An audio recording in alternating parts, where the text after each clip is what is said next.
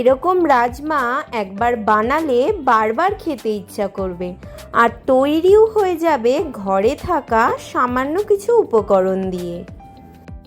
নমস্কার বন্ধুরা, রিনিস ভেজ কিচেনের আরও একটি পর্বে আপনাদের সকলকে স্বাগত জানাই।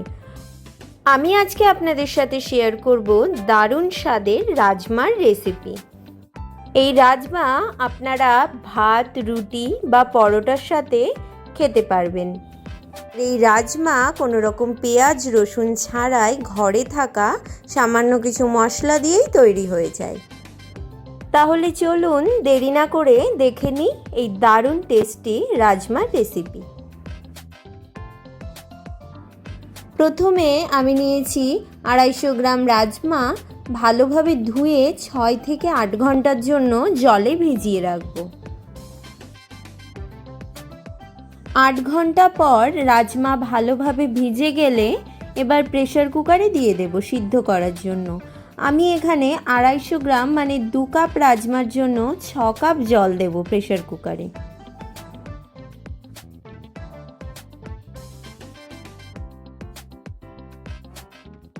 এবার এর মধ্যে দিয়ে দিচ্ছি 2টো তেজপাতা, একটা বড় এলাচ গোটা, আর হাফ চামচ লবণ, আর দিচ্ছি দারচিনি। সব কিছু দিয়ে এবার প্রেসার কুকারের ঢাকনা বন্ধ করে 4টে হুইসেল ওঠা পর্যন্ত রাজমা সিদ্ধ করে নেব।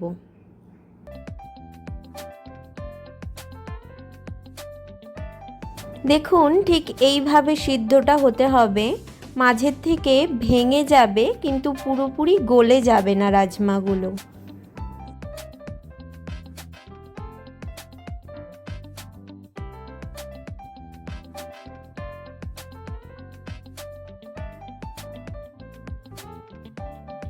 রাজমার মশলা তৈরির জন্য আমি এখানে 4টে ছোট টমেটো কেটে নিয়েছি, আর আপনারা কতটা ঝাল খাবেন সেই অনুযায়ী লঙ্কাটা দেবেন। আর নিয়েছি 2 ইঞ্চি আদা। এবার মিক্সিতে পরিমাণ মতন জল দিয়ে এগুলো পেস্ট করে নেব।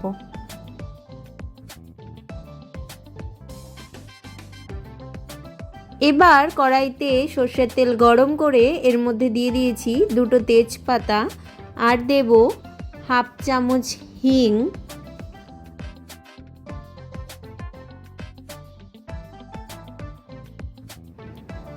একই সাথে দেব হাফ চামচ গোটা জিরে। জিরে একটু লাল হলে এর মধ্যে দিয়ে দিচ্ছি টমেটো আদা লঙ্কার পেস্ট।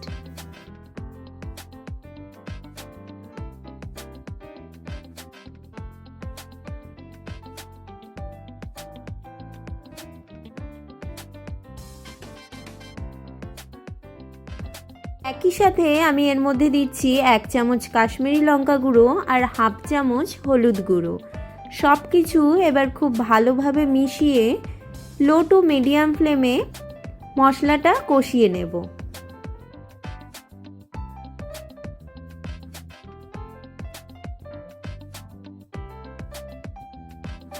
মাঝে মাঝে একটু খুন্তি দিয়ে মশলা নাড়িয়ে দিতে হবে, না হলে পুড়ে যেতে পারে।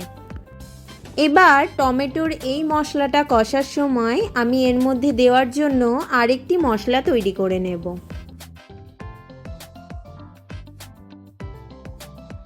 আরেকটি মশলা তৈরি করার জন্য আমি এখানে নিয়েছি হাফ কাপ টক দই। এর মধ্যে দিচ্ছি 1 চামচ ধনে গুঁড়ো, 1 চামচ জিরে গুঁড়ো, আর হাফ চামচ শুকনো লঙ্কা গুঁড়ো। এবার মশলাগুলো টক দইয়ের সাথে খুব ভালোভাবে ফেটিয়ে নেব।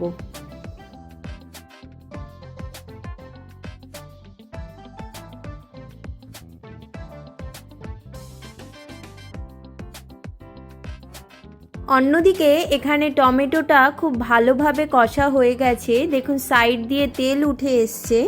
এবার এর মধ্যে টক দইয়ের মিক্সচারটা দিয়ে দেব। দইয়ের মিক্সচারটা দেওয়ার পর গ্যাসের ফ্লেমটা হাইয়ে রেখে কন্টিনিউ খুন্তি দিয়ে মিশিয়ে যেতে হবে যতক্ষণ না মিক্সচারটা ফুটতে শুরু হয়।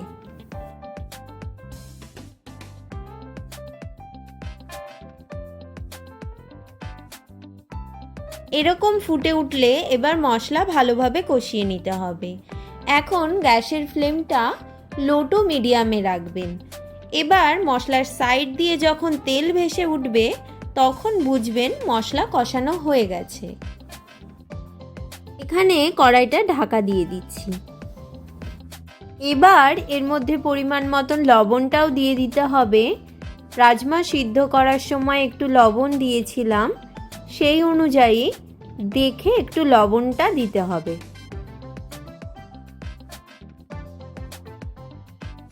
প্রায় 8 থেকে 10 মিনিট মতো টাইম লাগবে মশলা ভালোভাবে কষিয়ে নিতে।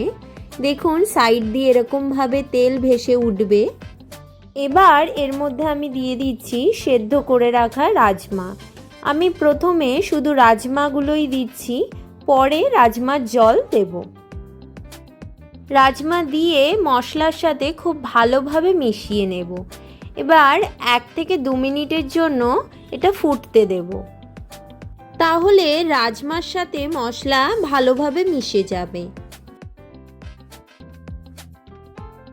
2 মিনিট পর এর মধ্যে সেদ্ধ করা রাজমার জল দিয়ে দিয়েছি। এবার সব কিছু খুব ভালোভাবে মিশিয়ে নিচ্ছি।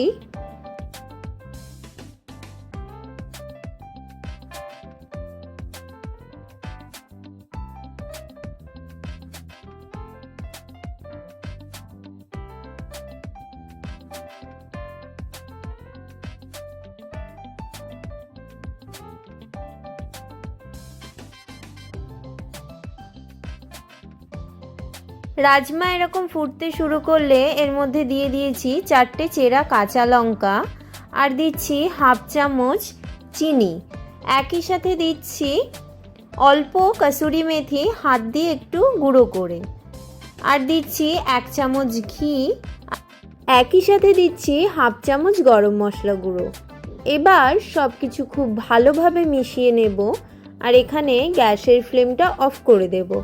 গ্যাসের ফ্লেমটা অফ করে 5 মিনিটের জন্য কড়াইটা ঢাকা দিয়ে রাখব।